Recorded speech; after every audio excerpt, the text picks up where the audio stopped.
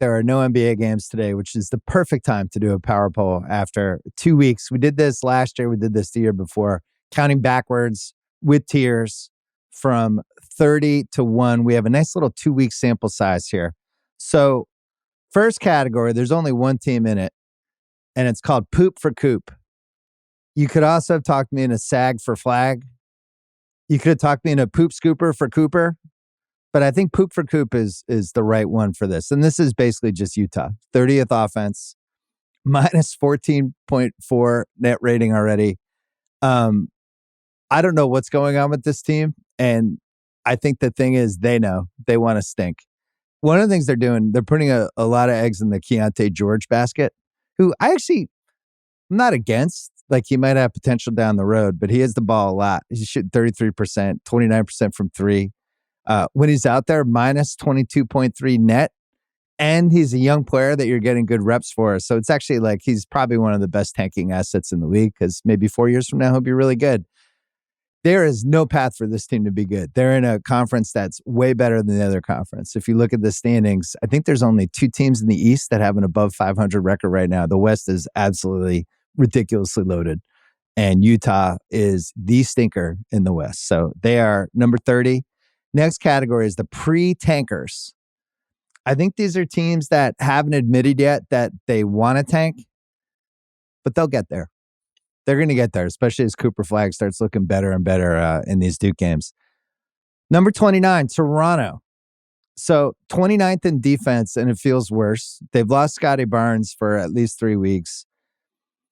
Russillo talked about this when we did the Over-Under podcast. There's really no path for them to be good, especially defensively. I don't really know what this team is. I do know that I like Grady Dick, so you got that going. But I wonder, like, as the season goes along, does Jakob Poeltl become a trade piece for them? Anyway, that not a very fun team to watch. Not a fan. Number 28, Washington, who I watched a lot of last night in the Golden State game, which they hung around. They might have nailed the draft. House was texting me about this. This is the 2024 draft, legendarily bad. I don't think we have a rookie averaging 11 points a game right now. And everybody is either kind of lukewarm or kind of okay with who they picked. The Washington's fired up. Sarr, Bub Carrington, George, who's grown to 6'8". They were talking about how his growth plates, he might be able to get to 6'10". The guy would average like 7 points a game last year at Miami. But this team plays hard. Draymond called it out after the game last night. He just talked about that was the hardest he'd seen a Wizards team play in a while. Now that's going to change when Kyle Kuzma comes back. Shots at Kyle, sorry. But I also like Koulibaly. I like Kispert, and there's something here. So this is like a very fun, bad team that I think at least has a little bit of hope. Maybe get another top 3 pick. I'm not against this team. Number 27, Charlotte, 30th defensive rating, feels worse. This is a team you can catch for a quarter on League Pass, and they look great, but ultimately they can't stop anybody. LaMelo, good stats, bad team. We might have to wait the 5-year waiting period for the Hall of Fame. He's putting up giant stats, and the team loses, and this has just been his entire career. Now, you could argue if you just switched him with Halliburton in Indiana, could he be really good on the Pacers? Probably, but from a results standpoint, it has not been great for him. And then the last team, number 26, and the pre-tankers, the Atlanta Hawks. Oh no, they can't tank. They don't have their pick. Yikes. I really like this team on opening night. Since then, they've lost Bogdanovich. They lost Hunter. They lost Buffkin. They basically lost a lot of their wings, which I think is what made them interesting. And they also are having Trae Young's worst year ever. Like, all his shooting stats have been awful. I still kind of like this team. I want to see when everybody comes back. But the problem for them is you could say if they had their number 1 pick, it'd be like, oh shit, well, let's zag the other way. But you can't zag when you don't have a pick. So they're in the pre-tanker category without a first-round pick. I don't know what to tell you. Next category, potentially frisky, probably harmless. Portland, number 25. They have size. They have wings who can create shots. They have Scoot, who is starting to go downhill a little bit more. Russillo and I, this is probably 1/3 of our techs, because I think we own all the Scoot stock at this point. It's like dollar stock, but He looks better than he did last year, and they kind of need him. I'm not against this team. I actually kind of like watching them. I think they've been a really strong league pass team on the West Coast. 28th on offense feels like that could be better. So we'll see. They'll probably end up tanking one more time, but there's some pieces here, and there's some trade bait pieces too, plus Robert Williams coming back. Number 24, Detroit beat the Lakers last night. Good news for them. They have a coach that's not in a coma, so that's a bonus. Cade and Ivy averaging almost 43 points a game, and this team rebounds. They're out rebounding teams by 7 a game. They were kind of standing up to the Lakers physically last night, and they legitimately beat the Lakers. I didn't even think like Detroit played amazing. I just think they had a deeper team with some size, and even though Davis went off, they still won the game. Detroit's interesting because Tobias hasn't shot well yet. I think he's shooting like 18% from three. So I'm watching them because that's like a night to night. They're like a 10-point underdog against whoever, and they win the game. Like there's something dangerous about them. And Cade's been good, but he's still at 5 turnovers a game. I feel like there's another level for him. I kind of like Detroit. Chicago, number 23. This has been a league pass revelation. They are first in pace. They were 28th last year. They just push the ball and shoot threes. They're 43.1 three-point shots a game. They're making over 16. They're shooting 38%. Levine is averaging 22 a game, 50, 46, 82 percentages, and just dying for somebody to panic trade for him. Maybe it'll be the Lakers. On the flip side, somebody is scoring 70 points on them this year. And I don't know who it is. There's about 9 candidates, but they're going to give up a 70-point game this year because they can't stop anything. But I kind of like how they play. They play like one of those European Olympic teams that just pushes the ball, that has a center that can pass and create shots, and they can do small ball lineups. And I've enjoyed the Bulls. Thumbs up. Good to see Josh Giddey finally on a team that's giving him the car keys a little bit too. Number 22, the biggest surprise of the season, Brooklyn. Now, House and I went over for them 18 and a half wins before the season because we thought they had a lot of competent basketball players. And as the season has unfolded here for 2 weeks, Schroeder, Claxton, Cam Thomas is like 27 a game. Cam Johnson, Finney-Smith, the 20 minutes of Simmons a game. Like, they're actually a little too competent. And you think about the trades that they made before the year where they got their own pick back, and it seemed like there was this whole tanking plan. I don't know what they're going to do now because the East just isn't good. Like, we have, 7, 8 teams, and then it's like this massive drop off to everybody else. And there's going to be a play-in team that's like, all right, fine, we'll make the play-in. It might be Brooklyn. Schroeder's playing great. Schroeder is a legitimate trade asset. I think he's at $12 million. He's a fun one for a bunch of different teams. I would have said Orlando, but I kind of want them to just ride with Anthony Black. Anyway, could they package Schroeder and Finney-Smith to the Lakers for the D'Lo contract, Christian Wood, something else, and get one of those first-round picks from the Lakers that they're still hoarding? They probably could. Would that be a good trade for the Lakers? It actually would be. I'll get to that later. But Brooklyn at 22, and you could make a case they should be higher because I have some teams that have been playing awful ahead of them. Number 21, the last team in this group, San Antonio, 28th offensive rating, 9th on defense. The Wemby on-off stats are like genuinely hilarious. I think they're like, it's like a plus 40 swing or something crazy. They're shooting 32% from three. Devin Vassell has been out. Sohan made a little mini leap now that they're not forcing him to bring the ball up. I'm not sure what this team is yet, but defensively, they're not nothing. They blew a huge lead to the Clippers last night. I haven't loved what I've seen from Wemby this year. He doesn't really seem any different to me from last year. And I was talking to Termini and Eddie about this on their Sirius show the other day. It just feels like he's too far from the basket again. And last year they rectified this in basically the last 2 months of the season. They just had him around the basket more, where he can use his size, his length, his long arms, his Freddy Krueger arms, and just kind of be around the rim. And this year, they seem like they've doubled down on making him more of a ball handler, and I don't like it. So, Chris Paul, not washed. I can't say he's the point guard anymore, but not terrible. We'll see whether he makes sense for them or somebody else. But the West is so good, it's probably going to make sense for them to try to tank and do one more tanking session. All right, the next category is fantastic. There's 5 teams in it, and it's called Panic Time with 3 exclamation points. It's not just panic time. It's panic time with 3 exclamation points. Number 20, New Orleans. Just guys keep getting hurt. Murphy's been out the whole year. Herb Jones got hurt. CJ's out, which not the worst thing in the world because now it's Jordan Hawkins time, and I like Jordan Hawkins, even though he's not good on defense. But Missy's not bad as a center, but they still need a center. And they have Ingram doing an amazing trade bait season where he's basically 24 a night. He's borderline 50, 40, 90 guy, and he's an expiring contract, and somebody will talk themselves into him because it doesn't seem like they want to pay him.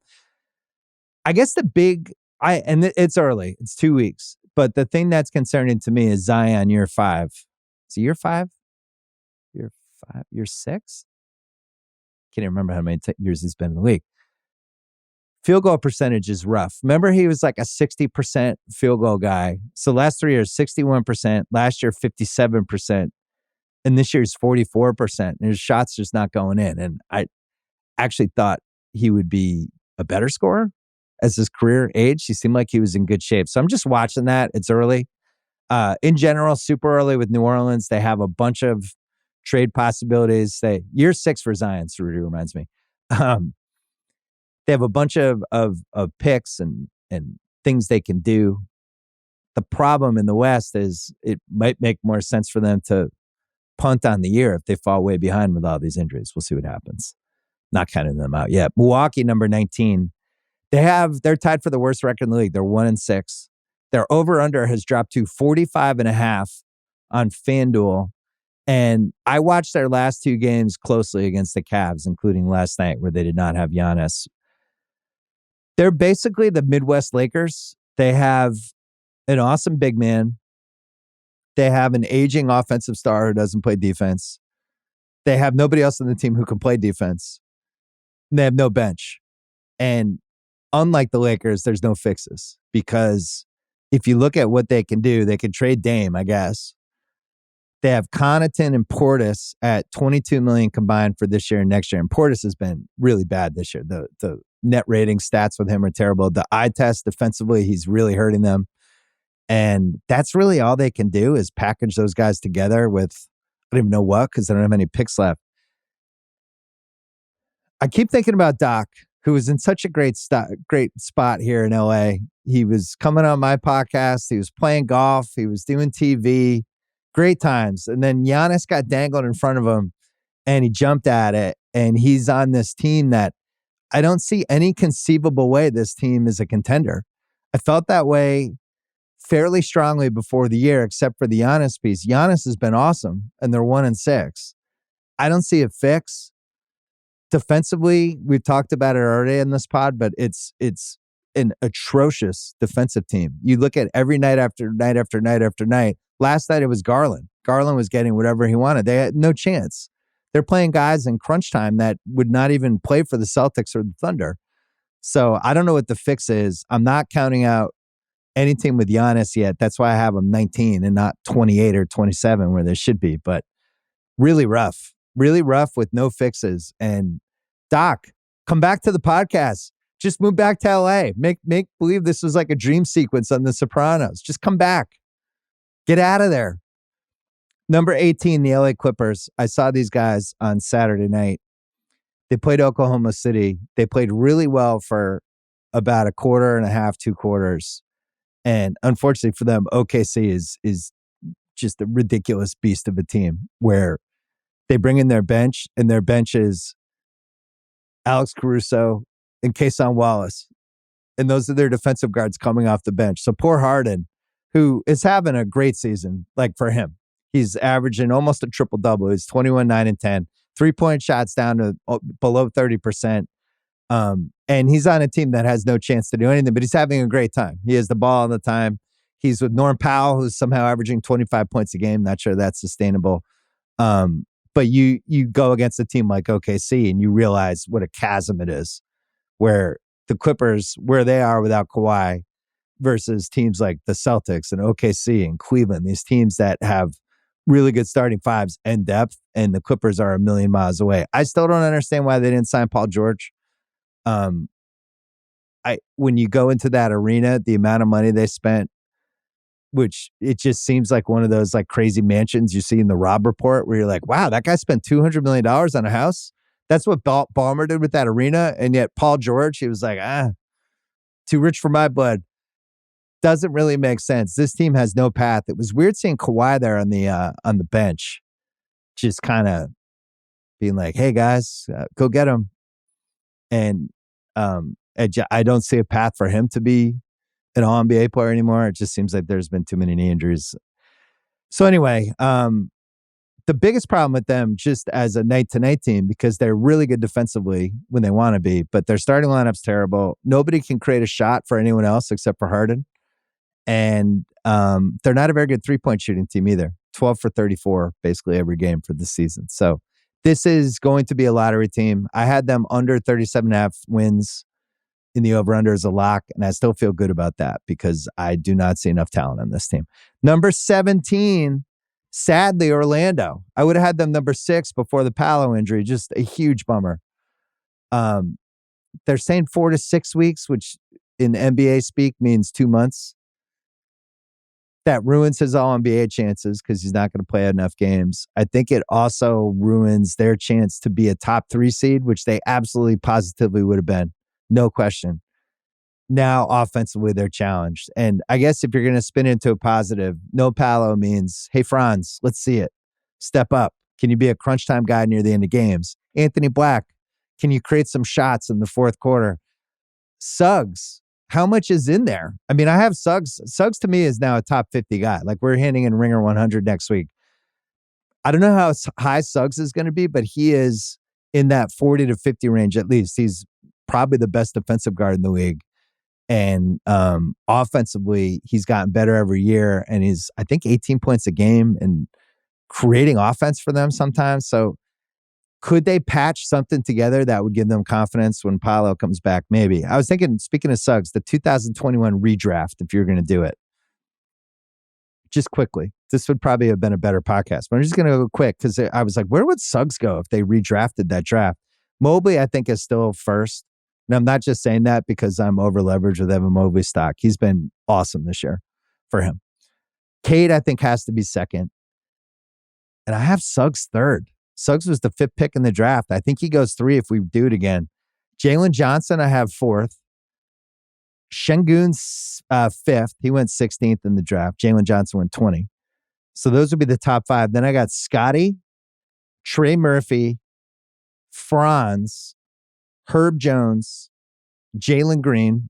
As 3-year run of putting Herb Jones ahead of Jalen Green for me. And then Josh Giddey. I think that would be the redraft. Now, people would argue with the Jalen Green part, maybe put him up. And I'm willing to accept that argument. I want to see a couple more weeks because that Houston team, as we'll get to after the break, is still trying to figure out what they're doing. Anyway, the point is, I think if you're doing that draft again, Suggs would be third because he's that good and he's been that important to them and he's that unusual as a player. I mean, could he be the 3rd best player in a title team? I think he could. Number 16, the Lakers. 25th defensive rating. I left the Detroit game last night thinking, how do we get Anthony Davis more help? That was a joke. D'Lo, Reeves, LeBron, Rui, and Davis as your crunch time team. Good luck getting stops. If you're a wing or a point guard, it's much like the Milwaukee situation. You're scoring on everybody that team has. And really, the reason, I mean, they beat Phoenix twice because Davis just owns Nurkic, and both of those games, are pretty close. But the real reason their record isn't as bad as I think it probably should be, considering their bench is so bad that JJ could become a player coach like what we used to have in the 1970s, and he'd probably be like the 8th man on the team. The reason their record is better than maybe it should be, and maybe the eye test says that they're a little better than I think they are, is they just shoot a ton of free throws.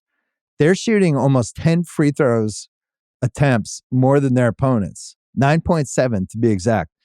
For the season, 207 free throw attempts to 132. I'm positive they don't go to the rim that much more than everybody else, but that's part of what happens when you're the Lakers. You have LeBron on your team and you're 22. You're going to get some calls. But with the free throw attempt luck that they've had, if you want to call it luck, Could also call it something else. I think the fact that they're basically a 500 team, not a great sign for the Lakers. And this is another, much like Milwaukee, what's the fix? Like, you hope Jared Vanderbilt comes back. That's not going to help them with 3-point shooting. Rui, I've been saying this, especially after the first 2 games when Rui looked really good, and all the Laker fans like, oh, Rui, oh, Rui. Rui's trick or treat. That's just who he is. Rui is the same guy who will go 1 for 5 in a game like he did last night. That's just who he is. He's in his like mid-20s now. He's been in the league for a few years. That's who he is. You just got to accept it. So the defense, the health of LeBron in year 22, can he play 70 games? Davis fell down last night. It looked like he was going to be out. Then he got back up. But I still, they over-under was 42.5. JJ is definitely a better coach than Darvin Ham. They might need to start playing connect more. That's not going to help them with their defense, but at least it'll help them with the shooting. They still have a D'Lo trade to make, which I'm sure we'll be getting passive-aggressive hints about fairly soon. I have it on my calendar for November 15th. But they, to me, they just seem pretty far away from the best teams in the league at this point. So Rudy said that during the break that the Scotty Barnes fans are going to be mad that I had Suggs over him in a redraft. And you know what? I put real thought into it, and I'd rather have Suggs. Sorry. I think Suggs is a winning player. We'll see with Scotty Barnes. He might be, but I haven't seen it yet. All right. The top 15. This tier is called Feeling It Out. And I'm not even sure what we're feeling. But we have number 15, the Miami Heat. They beat Washington and Charlotte and Detroit. Congratulations. I think it's very possible they're the good bad team, much like the Denver Broncos. I said this on Termini and Eddie's show, and I genuinely believe it. I think it's over for these guys. I think the league just got better and they stayed the same. And I watched them and they don't seem that special. Defensively, I don't think they seem like, really good or anything. Crunch time, I always feel like the guy on the other team has just as good of a chance of scoring, whoever the best guy is that they're playing, as the guys that they have. And they just seem like they missed their window, which was a great window, by the way. They made the finals in 2020. They made the finals in 2023. They had a really nice 4-year run. They battled Boston. This was great. But now Butler's 35. They put a lot of eggs in the Jovic basket. I'm not seeing it. And, there's panic trades to make. Like, would Milwaukee accept Hero and Duncan Robinson and a pick for Dame tomorrow? They probably would. But I don't see it with them. And I don't think that's a controversial opinion. I just think that I just feel like they're at a different phase of whatever journey they're on. They're going to be mentioning the Giannis a ton.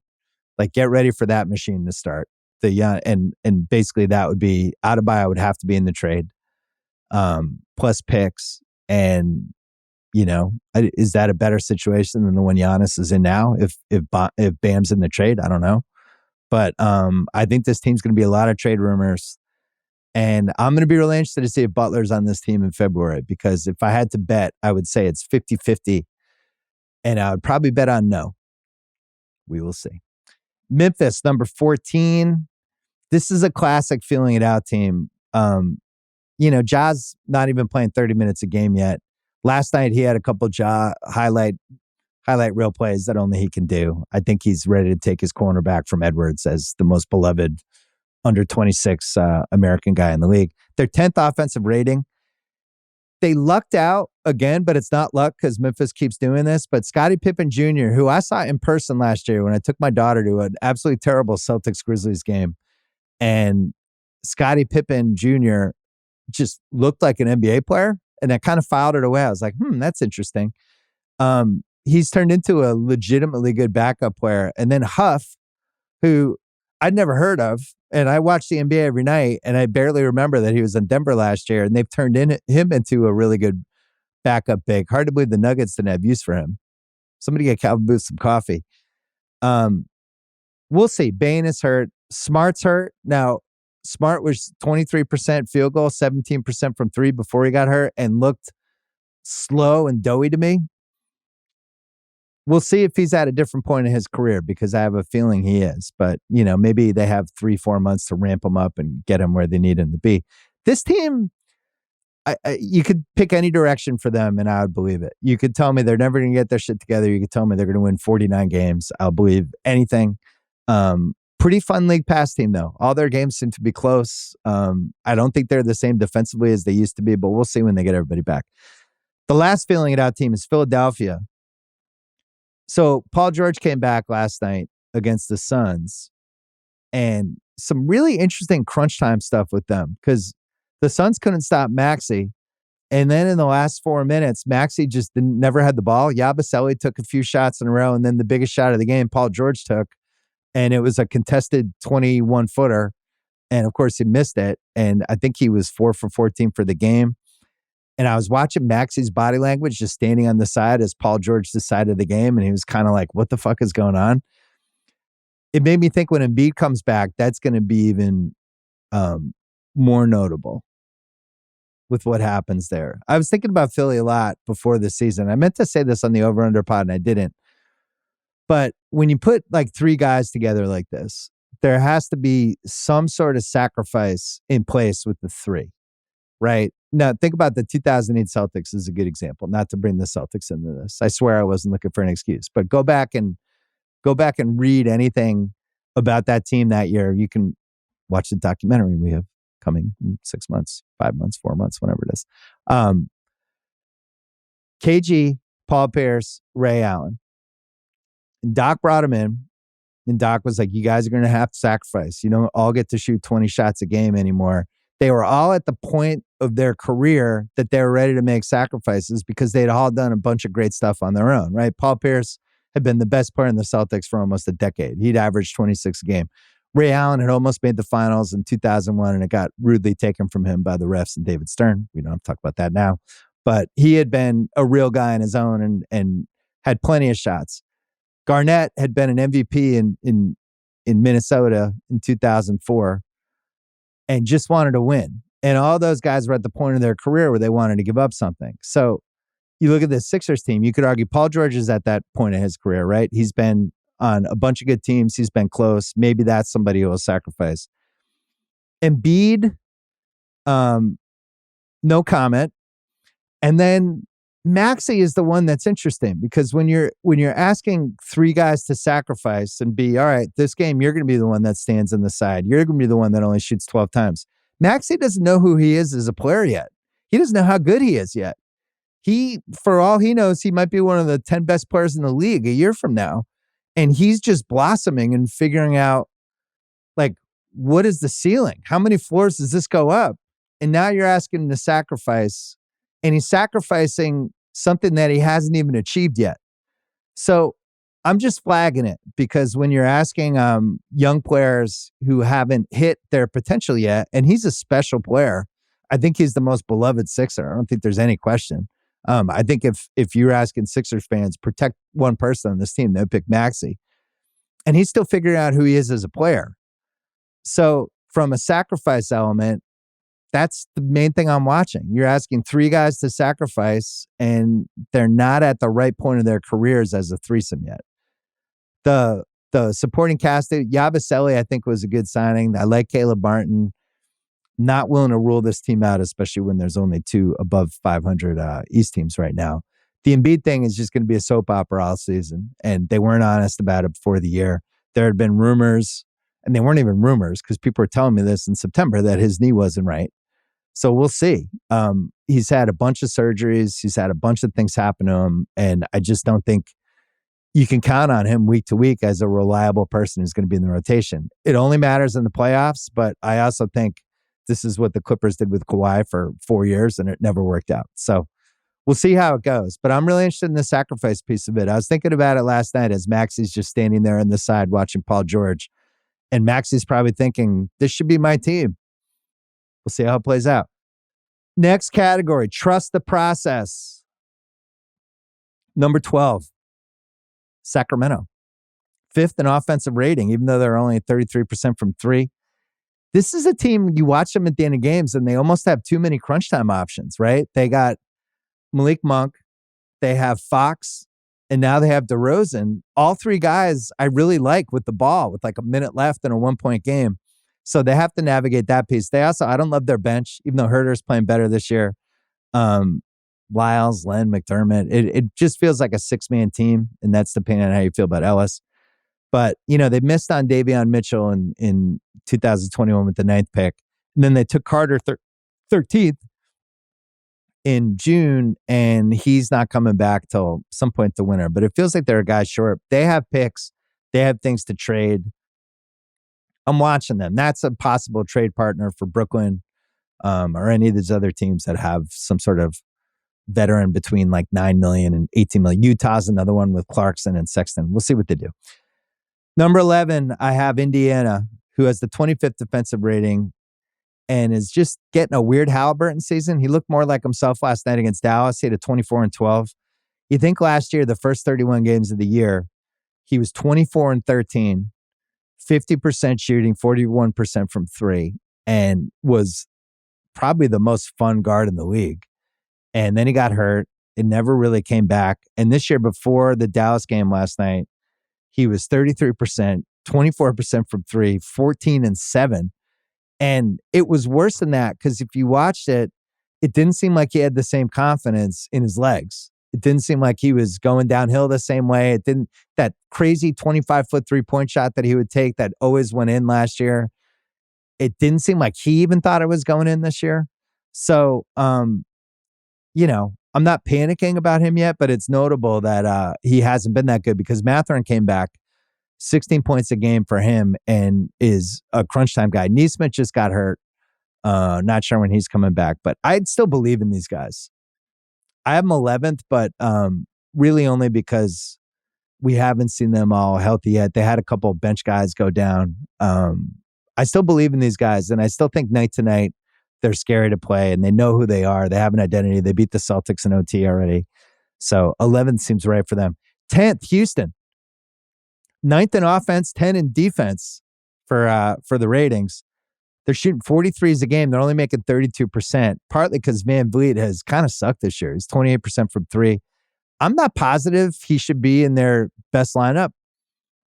You could talk me into like them just going bigger and just having Jalen Green bring the ball up when there's 4 minutes left and just go with wings and size. It's a really interesting team to coach. And I don't think Udoka knows who his guys are yet. And he's been experimenting like Şengün. Like I think he played only 21 minutes in the Warriors game. Last night he played a bunch. He seems like he really likes Eason and Amen Thompson. And guess what? Join the club because I really like those guys too. Those guys are hard to keep out of the game in crunch time because of the defense and the versatility and the athleticism. Amen Thompson, I threw him in a Butler trade if they want to do a 3-for-1, like, I don't know, a week ago. I'd like to recant that. He might be a top 40 trade value guy for me at this point. But I'm not sure what the version of their best team is yet. And whether they need to turn Brooks and Cam Whitmore and I don't know what else and some picks into one more awesome piece, or whether they just ride it this year because they're not going to win the title. They're a top 5 league pass team. Whitmore had a DNP on Monday night, which I thought was notable because I feel like they could get something for him. I think he could really help somebody off the bench. But this is a team that has different looks night to night, and I think they might be the league pass MVP for me. I never know who's finishing games for them. Şengün might have a 30-20 any night. Jalen Green might have 40 points any night. Every time Reed Shepherd's in, I'm mesmerized because he's basically Mark Price on the 1991 Cavaliers back. Really like this Houston team. They're in a great spot. Congratulations, Houston fans. Number 9, last person in this trust the process category, last team, is Denver. So, there's been a lot of KCP stuff this first couple weeks. Brown's been good. Their starting lineup is plus 14.9 net. It's been their bench that's killing them. The fact that Westbrook was pretty good last night playing for Murray. The bench hasn't been good enough. And then Murray's just not the same guy. And that's it. We could talk about the bench. We could talk about the league getting better. But Murray in the 2023 playoffs was 26 a game, 47% field goal, 40% three, 7.1 assists. And this year, he's 16 points a game, 4.4 assists, 37%, 30% from three. And eye test backs it up. He just looks slower. He has trouble getting his shot off. And that's the guy to watch, because if he's not back to 2023 Murray by April, this team has no chance of winning the title, no matter how good Jokic is. Next category, the sleeper. So this was my hardest one in the power poll. Golden State, who I think you could argue probably should be in the top 5 with how they've looked. And I don't want to shoot my wad on that one yet. They got Boston, Cleveland, OKC as their next 3 games. Not great. That's probably the one of the all-time gauntlets you're going to have in a regular season this decade. They're second in defensive rating, which is something Steve Kerr was talking about a lot in the preseason, that he really liked how this team was defending. They're playing Draymond with TJD a little bit. He played 12 guys the first couple games, which I don't know if that was a trade bait thing or what the plan was with that. As you know, I'm morally opposed to 12-man rotations, but I think he kind of wanted to see what he had, almost treated it like a college team. The big thing for them is the Buddy Hield in the Clay spot has been amazing. He's 22 a game in 25.5 minutes, making 5 threes a game. For all-time heat check seasons, like the pantheon all-time heat check season ever was John Drew in 1983, averaging 21.2 points a game in 27 minutes. One of my favorites. Freeman Williams in 1980, 18.6 points a game in 25.8 minutes. Buddy's 22 and 25 and a half minutes, which might be as close as we've gotten to minutes and points for anyone playing under 27 a game. But they've unleashed him. I think they really believe in him. The shooting coach was his coach for the Bahamas. And they've just basically running all the Clay stuff for him, and it's going great. Curry came back. This team's better than I thought it was going to be. I think I went over it, didn't do a lock or anything, but with their depth, which you need in the regular season, I think this is a high 40s team. I think they have a lot of options, and they have Curry. Okay, next category, definitely lurking. So we have 4 teams in here. Number 7 is the Knicks. This is weird. 3rd offensive rating, 19th defensive rating, 5th overall. I don't know if you saw Towns last week, but he eviscerated Bam Adebayo, and it was notable. And I don't know if there was a history with those guys or what was happening, but he absolutely destroyed them. That plus the Towns-Brunson high screen, which I think is probably a top 5 unstoppable NBA player right now. I don't really know what you do, because you basically have to settle for Towns shooting from 25 feet wide open, because you don't want to have Brunson basically attacking your big guy. That plays great. I love how Towns is fit in. Their bench sucks. They're 7, 8, 9, 10 right now is Payne, Sims, Dadier, and Hukporti. I know the Knicks fans are like, well, we got Mitchell Robinson coming back. Well, he gets hurt every year. The big thing for me is, what was the point of the Bridges trade? For all the stuff they gave up, which I know they had to, but they gave up a fucking shitload for him. And then when you watch the Knicks play, he's basically Nickeil Alexander-Walker on the side. And for what they gave up for him, for how kind of little they use him, it's kind of shocking. Like, he's like a 15 points a game guy. He just stands in the corner in crunch time. I thought he would be way more involved with their offense. And, you think like if Giannis is really going to be available over these next couple weeks, months, they shot their wad on this Bridges package. And, they could have just done the Towns thing. They could have kept everything else they had and kind of waited, but they went all in. I defended it last summer. It made sense to me. But I also thought they'd use Bridges as more than just like this complimentary player. So maybe it's got to sort itself out. But I'm just watching that because he just seems irrelevant sometimes for them, and I don't like it. So if you're gonna give up that many picks for somebody, maybe use them. Number 6, Minnesota, minus 0.4 net, 18th defense. Edwards has been the story because of all the threes he's taken, which, by the way, if he's going to take 12 threes a game and make 43% of them, knock yourself out. I like how Randall's looked offensively for them. He's almost 23 a game. It's a little clumsy sometimes, but their defense is obviously worse. One of the reasons it's worse is McDaniels is basically unplayable. He's sucked since the Dallas series. McDaniels, DiFrancesco, and Conley are basically at 30% shooting threes this year. And that's why I think they haven't looked like maybe we thought they'd look yet. But I'm watching the McDaniels thing because they gave him an extension and Alexander Walker's just outplaying him. So is he a possible trade piece for them? Can they get him going? But this started in the playoffs last year and it hasn't gotten better. And you think like one of the reasons their defense looked like one of the best defenses in the last 20 years in the first rounds of the playoffs was because the size of Towns and Gobert and then what McDaniels and Edwards were able to do together. And now McDaniels is in a complete funk. So watch out for that one. Number 5 is Phoenix. Somehow only a 16th offensive rating, which doesn't make sense when you're watching them because KD and Booker and Beal are almost 9 threes a game, 42% from three. KD's 27 a game, 55% shooting.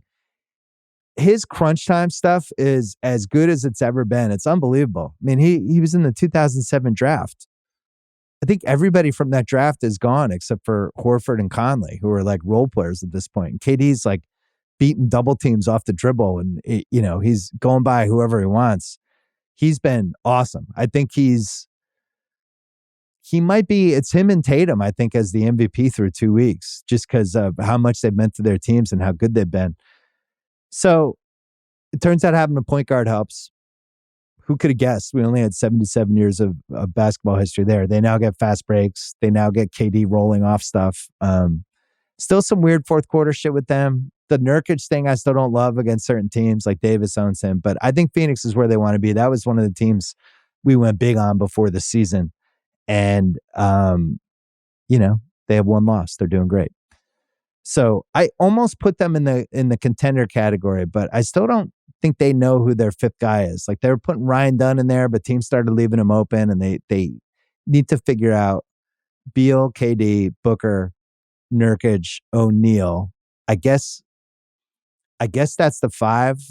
I kind of like it more sometimes when Nurkic isn't in there, and they just go smaller and they have shooting all over the place. But I'm feeling good about Phoenix. Good to see Coach Bud on the sidelines again. The contenders. I have Dallas 4. Other people would have them a little further back because they haven't been playing that great. They're 15th in offense, 8th in defense. PJ Washington, who beat OKC last year because he made all those corner threes and they haven't gone in since. The big thing for me is Luka, who the MVP is sitting there for him now. Like Giannis is out. Jokic is going to be out because Denver's not going to be good enough. Embiid's not going to play enough. Tatum, who I think he's averaging 13 points a game in the first quarters, but the Celtics are blowing all these teams out. So he's not even playing enough minutes to like pad his stats, but he's been great. KD's in there, but it just feels like Luka, if he goes on a tear, he's going to be the easy MVP favorite. He's only 28 a game, 40% field goal, 31% from three. So I'm sure that's going to flip. I'm sure he's going to have like 72 points against the Bulls and all of a sudden all those numbers will go up. But just feels first 2 weeks hasn't gotten it going. It's fun to see Klay on this team. I still feel like he's a little too involved because he's Klay Thompson. But, in crunch time, I kind of want the ball with Luka and Kyrie and just stand in the corner of Klay Thompson. But their starting lineup suck too. So they got to figure that piece out. Why do they get better as soon as Lively comes in? Maybe he should just start and play more minutes. Number 3, Cleveland. Home run first 2 weeks for them. They're 8-0. This was another team we went big on before the season. 2nd in offense, 5th in defense. They're plus 12.7 net. They haven't had Strus all year, but LeVert's been good for them. They've gotten good shooting from Dean Wade, people like that. But the big thing is Garland's back. And we flagged this. We talked about it extensively in the over-under pod. Garland broke his jaw last year. It was a weird year in general. They didn't know if Mitchell was staying or not. This year, Garland's 53%, 45% for three. He absolutely obliterated Milwaukee last night. Now, granted, it's Milwaukee and it's Dame, but he's back to getting wherever he wants to go. And what I really like and what I think is really potentially special about this team, maybe Kenny Atkinson has a little bit to do with it, maybe the fact that Mitchell re-signed with them, but there's a real generosity with Garland and Mitchell now. Like last night, it was Garland's night. Mitchell deferred. He let him kind of run the show the last 4 or 5 minutes. And if they needed Mitchell, he was there. I don't know if that was as seamless last year. And I think these guys have been together a couple of years now. They had 2 huge crunch time wins over Milwaukee. Mitchell made the big shot on Saturday. Garland made all the big plays yesterday. But I like the combo of them. And I think the combo of Mobley and Allen, who were wondering, should they trade one of those guys? Don't touch this team. This is unequivocally the third best team in the league right now. So number 2, I have OKC, even though they are first in defensive rating at 93.2, which is 8.3 points lower than anyone else. I don't even, like, if we were going to say that's an NFL team, that would be like an NFL team giving up 7 points a game for the first 2 months of the season. When they play Caruso and SGA together, all the advanced metrics, they're basically the 96 Bulls. Chet is averaging almost 5 stocks a game. He's over 3 blocks. He's getting steals. They haven't played a close crunch time game yet. They're just dominating these games. And by the way, they're not shooting that well. From 3-point percentages, Chet's under 30, SGA's under 30, Caruso's under 20, Wallace is under 33. So there's a level for them to go with the 3-point shooting. Defensively, they're unbelievable. I just couldn't believe watching them on Saturday night in person. It just never ends. That's the thing. Like, I know they have all these good defensive players, and it makes sense that they're awesome on defense. But when you see it over the course of 2.5 hours with your own eyes in person, it never lets up. It's like watching a defense where in football, where the defense is just blitzing every single down, and the offense is picking up for the first quarter and a half of the game. And then by the third quarter, the quarterback's just getting pounded. That's what it felt like watching them. They have so many options. Everybody can switch onto a different guy. There's nobody to attack. It's funny watching these NBA teams. We're like, who the fuck do we attack out of these guys? Every person we want to get into a pick and roll can also guard the person that's dribbling. So that, plus how good Chet's looked this year, this has a chance to be a really special regular season team. We'll see about the playoffs, but this is a team that could win mid to high 60s, I think, because night to night, the youth, the legs, the defense, the Clippers played really well on Saturday night for about an hour, and it didn't matter. They were losing double digits in the fourth quarter. Then the favorite still has to be the Celtics. They've only lost once. They won the title last year. They're 4th in defensive rating without Porzingis, 14.1 net rating. Really good back-to-back wins against an annoying Charlotte team over the weekend that I thought were meaningful, because the second game was a classic. You forget to show up and you just kind of fuck the game up. But Grant Williams had done a hard foul of Tatum. That was a cheap shot at the end of the game. Celtics were pissed about it, and they came out and they laid the smackdown on Saturday. This is something that Steve Kerr talked about with me once upon a time when I was doing my book about the year after you win the title. You have this different confidence and swagger to you because you've done it. You've climbed the mountain. You believe in the infrastructure of who you are. And he's like, there's this invincibility that develops. And it feels like the Celtics are tapping into that a little bit. Now, Jalen got a little banged up. Porzingis probably isn't coming back till December. And then there's this Horford piece where he's playing 25 minutes a game. He's fine. He's 8-5. They're just trying to basically pace him for the playoffs. He hasn't shot a free throw yet this year in 2 weeks. So last 4 years, free throws, 95, 21, 30 last year, and then 0 this year. So they're really patching together the center position with him and Cornette and Queta. Queta has been really big for them from a shot blocking standpoint. And as a regular season team, I still think they're in their 60s if Tatum and White and Holiday are all playing and Jalen plays enough games. Tatum's been on a mission. And the 3 isn't even going in every game, but he's just peak of his powers at this point. This is the best game to game, quarter to quarter that he's ever been offensively. He really knows how to attack, what he wants to do, how to be a point forward. And this is still the best team in the league. When Porzingis comes back, this is a 18-game winning streak kind of a team. And I think OKC is too. And I think my big lesson from the first 2 weeks is that Boston and OKC, in my opinion, are levitating above everybody else. Maybe Cleveland can kind of tap at their shoes a little bit, but it's Boston and OKC. And that's who I picked before the season to make the finals. I haven't seen one thing to make me think that's not going to be our finals.